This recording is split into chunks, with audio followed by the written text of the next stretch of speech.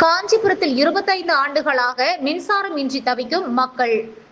காஞ்சிபுரம் மாநகராட்சி 11வது வார்டு பிள்ளையார்பாளையம் திருவேங்கடம்மன் தெருவில் 30க்கும் மேற்பட்ட குடும்பங்களைச் சேர்ந்த 100க்கும் அதிகமானோர் கடந்த 25 ஆண்டுகளாக வசித்து வருகின்றனர்.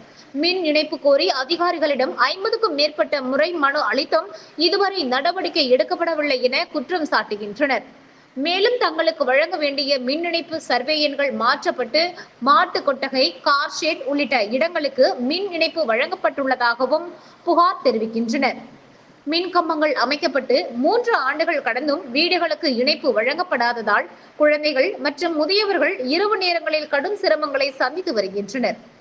எனவே அதிகாரிகள் உடனடியாக தலையிட்டு 25 ஆண்டுகால பிரச்சனைக்கு தீர்வு காண வேண்டும் என்றும் மின் இணைப்பு வழங்க வேண்டும் என்றும் அப்பகுதி மக்கள் கோரிக்கை விடுத்துள்ளனர். நடவடிக்கை இல்லையெனில் போராட்டத்தில் ஈடுபட போவதாகவும் எச்சரித்துள்ளனர்.